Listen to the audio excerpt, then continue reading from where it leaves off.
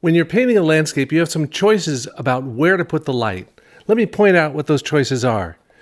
You can put the light in the distance, or in the middle ground, or in the foreground.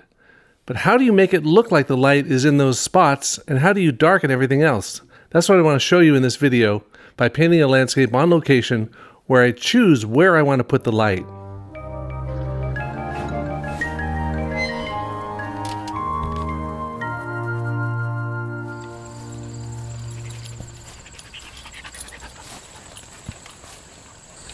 Yeah, I like that curve in the road, and there's no water feature, but it has nice basic masses, and I could light up the middle ground and make the foreground and the distance in shadow. It's an overcast day in the Hudson Valley. The sunlight is diffused by a high layer of thin stratus clouds. So if I want any kind of direct or dramatic light, I'm going to have to invent it. Landscape painters have often been faced with what to do when you're faced with a landscape that's evenly lit, either because it's sunny over the whole scene or it's overcast. Well, one thing that the Russian painters often did was to light the foreground only and lead you in with an illuminated foreground and then travel back through shadow. Another way is to put the light farther back, centered in the picture, and that has a dark foreground, light middle ground, and dark background. Albert Bierstadt, who was trained in Germany, did this very dramatically by having just one area in light. This one has the light way over on the right, and it gets darker to the left, so you can move it laterally as well. Or you could put the light in the background and have the whole front of the picture sort of in shadow, leading the viewer back through space to some precious light in the very far distance. There's no rule. I mean, at sunset, it's all gone and the light is behind the horizon. But the choice is yours, where to put the light. Any one of these ideas might work well in my own landscape here. Let me do a small thumbnail sketch and try the light in the middle of the scene. Or I can move it to the foreground. Or I could darken the foreground and lead the eye back to a part of the scene way in the back. Let's see, I got white, cadmium yellow light, cadmium orange, yellow ochre, burnt umber, scarlet red, cadmium green, black, ultramarine blue, and permasol blue. Let me take a couple questions. Greg, why don't you go ahead? Hi, James. This is Greg Preslichka. Say, I just finished watching your video about drawing with a brush, and I'm wondering if you ever skip the drawing altogether and just start blocking in shapes, especially when you're working with an opaque medium, and then just revising and adjusting the shapes. Thanks. Yeah, Greg, especially for a landscape like this, it makes sense to use a big brush and block in big shapes. And that's exactly what I'll do on this painting. Safir, did you have a question? How do you determine the first block-in or underpainting color on location? Thank you. Well, whether I'm working on location or in the studio, I normally try to arrive at an average color for a given area and make it just a little lighter than I intended to be finally, because that leaves me the room to glaze it a little bit darker to get it to the actual tone.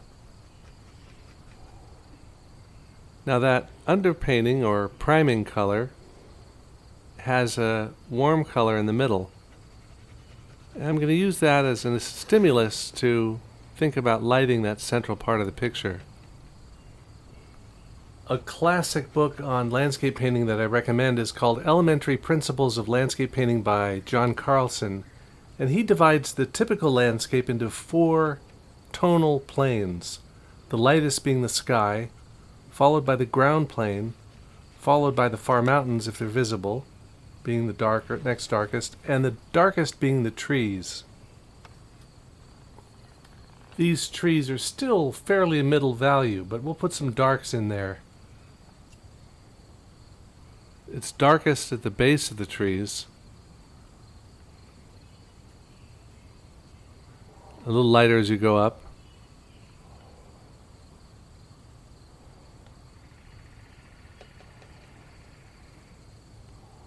And that row of far trees beyond the cornfield, the darks there won't be quite as dark as they are closer in to me. And that suggests a little bit of air between me and that far row of trees, past where the road turns. I want to establish this big mass of far trees fairly completely so that I can put my attention into the path and the grassy areas between me and the far range of trees.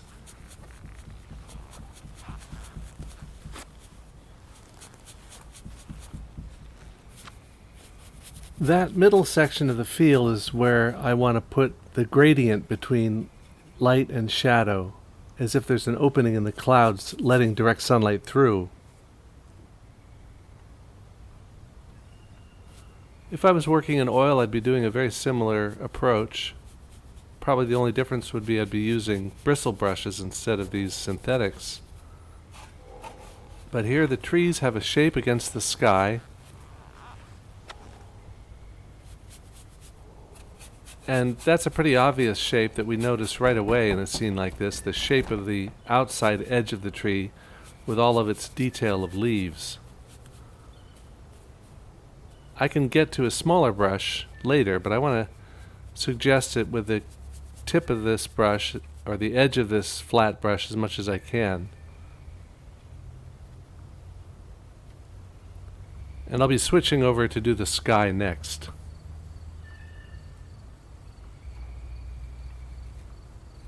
It's fairly light, close to being white, but I don't want to go to pure white at all.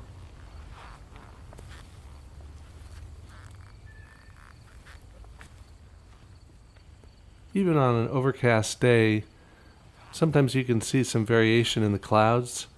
Maybe some area where the sun is trying to peek through, or you can see through the layers of mist and atmosphere the base of a cloud where it's a little darker, or where the rain is coming.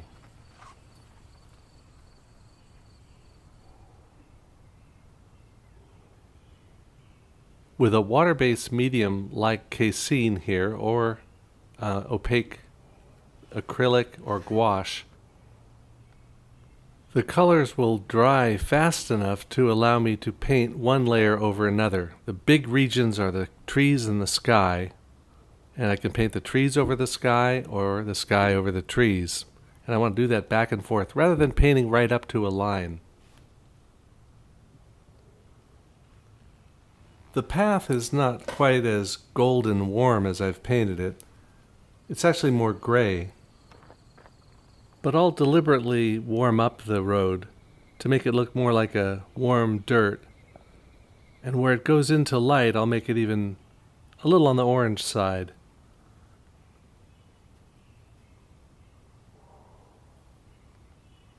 To make that patch of light appear to be lit by the sun, I'll need to darken everything else quite a bit. The sky has remained overcast for the whole time so far, and it doesn't look like there's any chance that the sun is going to come out, so I'm using my imagination to do that spot of light.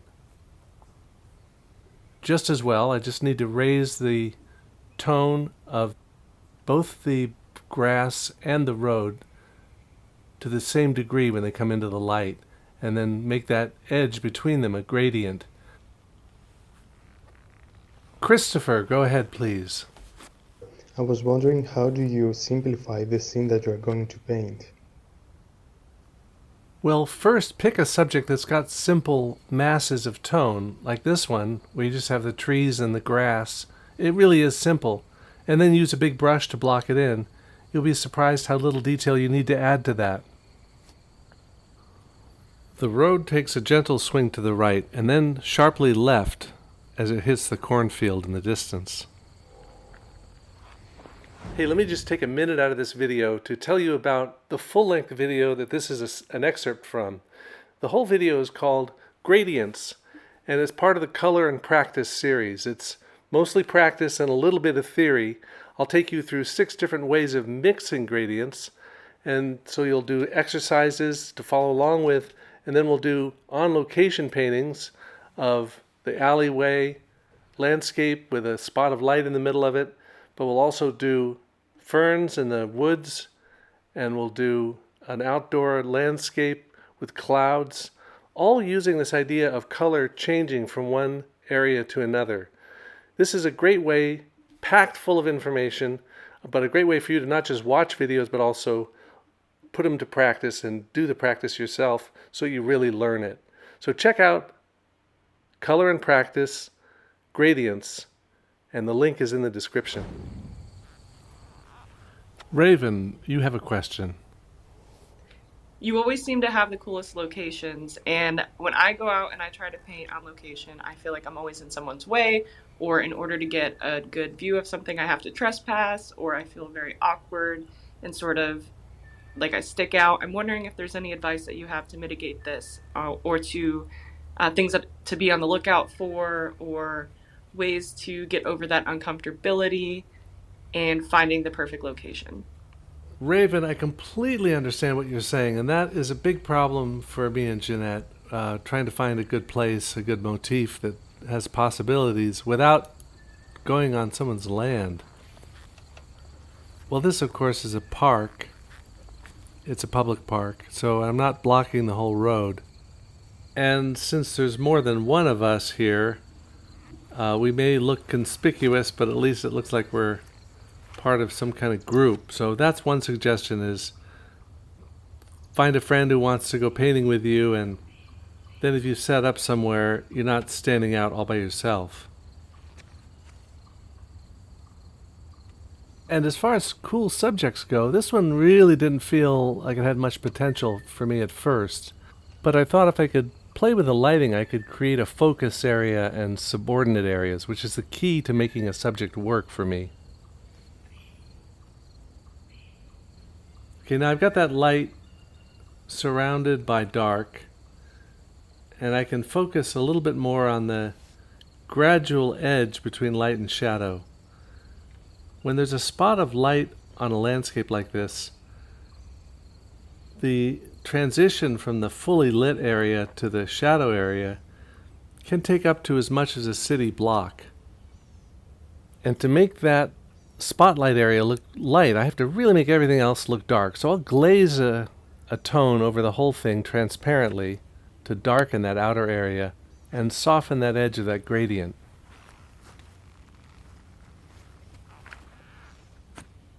But I also have to make the road a little cooler. It was a little too warm, I think, at first. I feel like the composition needs something in the foreground, so let me put Smooth, the husky mix, laying on the ground here. Oops, got to be a little smaller. I want to make him lying on the ground, watching me closely and waiting for me to finish the painting, kind of like the patient companion that he is. And I'm using just dots of black and tan to figure out what he should look like.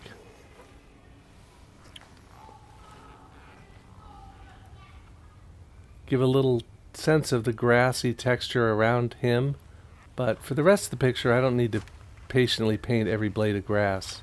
I'll just put the detail where my eye expects to see it and leave the rest fairly flat.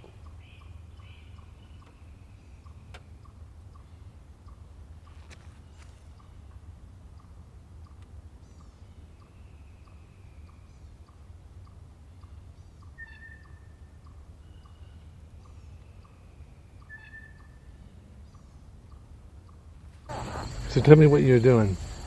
I am drawing the view in front of me, which is, this land is fallow right now, and that is a cornfield, and the ears are ripe, and they're ready for harvesting soon. You put the focus on the top of the corn. I did.